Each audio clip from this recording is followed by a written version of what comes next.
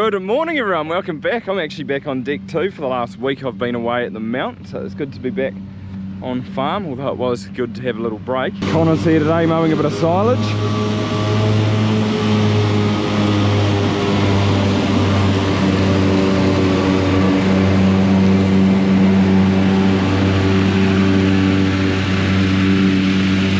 I was kind of hoping we had got this done last week, but we didn't get time. Couldn't get the contractors in, and then it rained last night. We got about an inch, maybe a bit more. Paul, who's setting gates up for me in the morning, he said we got 38 mils overnight, and it did sort of rain quite heavy at times, but I don't think we quite got that much. I'd earmarked a few paddocks. I've got 1, 2, 3 on top of the hill, and then over at Bucks was number 4. But then just driving around last night, I was looking for paddocks to put the cows, and I would need to top this one before they came in it, and it's almost getting a little bit long, so I thought I'll drop it out for silage. That way I can get it cut and topped, so killing 2 birds with 1 stone. It's not real heavy, but it's the best thing for it, I reckon. I'm setting some gates up for him. He's straight through there. He's almost finished.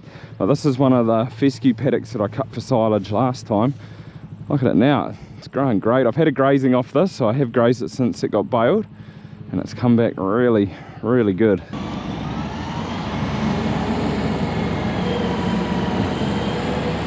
On to the next. This paddock's actually pretty thick. It's very seedy. I can't do much about that now.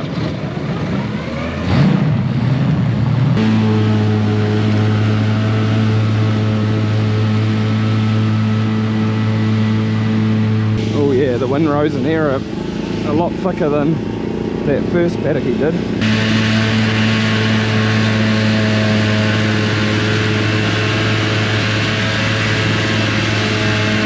Here's a little fun fact. So every paddock on our farm has a number. This paddock, or which we're in now, this is paddock 24. After doing that first one, he actually went and did the hay barn paddock over there. I call it the hay barn paddock because it's obviously got a half round hay barn in it, but that is paddock number 17. The young herd there just over there, and that is paddock 23. So generally you'll find in New Zealand the sheep and beef farms and stations, a lot of their paddocks are named after something, and a lot of dairy farms just number their paddocks. I always find it's easier to go off names, like the hay barn paddock, or the 1, 2 sides of it. That way, that I call it below the walnuts, because the walnut tree's up the top.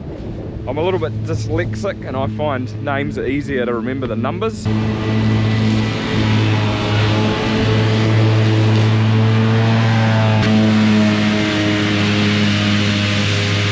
Our farm map's looking a little bit weird number-wise now though, because the paddock over there that's mowed, that's paddock 4 and 5, since I took the fence out in the middle of it. Also going to take the fence out to the right of it, so that's just going to be one big paddock in there where the hedge is, so that'll be 4, 5 and 6, which we'll probably just call 4. And I won't renumber anything, so we'll lose those paddock numbers 5 and 6. It's not always, that's just the sort of rule of thumb. Dairy farmers number their paddocks, sheep and beef farmers name their paddocks. Some of them have quite cool names after certain incidents or people or things that happen in them. Perfect weather for wilting it. It is a little bit windy and the sun's come out. It's actually the 1st of December today too, so pinch and a punch, but that means it is pretty much the start of summer, 1st of December. Well, I don't know if it officially is, but in my world it is. So starting to get pretty warm now when we don't get a lot of wind and the sun comes out. Just chuck on that sunscreen, that's for sure.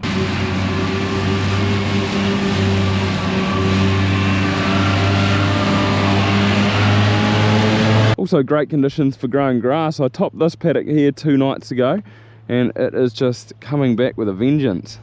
Growing like stink. He's just finishing up now, off to the next job. Quite cool, he's actually from Northland. He said he's been working for finches, I think it might have been 2 months. He's come down from the north to try it out here in the Waikato, and he said he's enjoying it so far. So he mowed 15 hectares, and I got him to, or 3 of those would have been topping. I got him to top a couple of paddocks for me. I didn't quite have enough time today, so there's about 12 to bale. I should get a few bales out of that. Some of it looks heavy, some of it's a bit light, but I don't know, maybe 80, 90 maybe not quite that many, maybe 80, another 80. My rain gauge has got 30 mils in there. So we must have got about 25 to 30.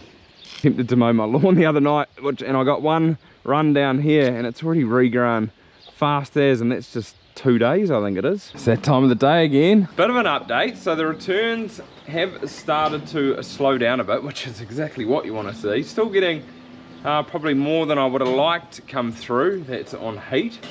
So this year, I think calving's not going to be as compact. It's going to be quite spread out, and there's going to be more empties. That is the gist of it. However, cows are milking well. We're currently 12% up for the season, and for November we were 14% up. So they are still milking fairly well. I did consider pulling the once a day lever sort of like nowish, but I'm going to hold off that and go through till Christmas. There's only another 3.5 weeks, and then sort of on the 24th we'll pull the pin there. To be fair, I'm looking forward to it. It's not really milking twice a day, it's just milking twice a day through this tiny shed. Like, it's quite a lot of milking time through the day. It's 30 odd rows every day, and well, I've been majority milking all of them, so it's definitely been hard work, but I can see the sort of light at the end of the tunnel, get through this season, and it's going to be so much better next season once we get the extension done.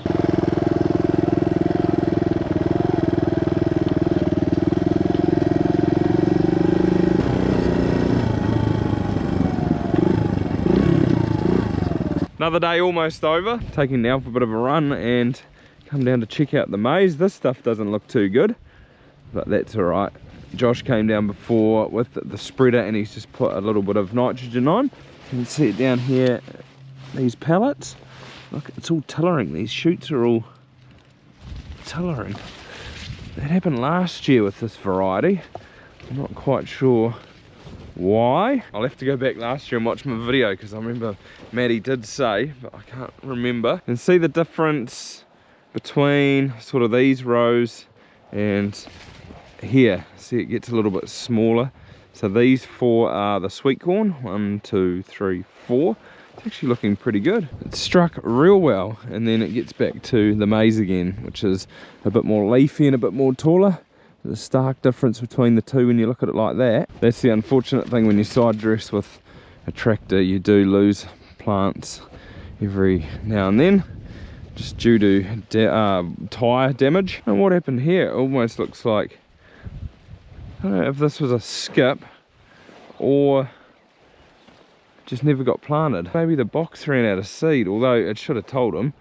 But yeah, there's a big skip through here.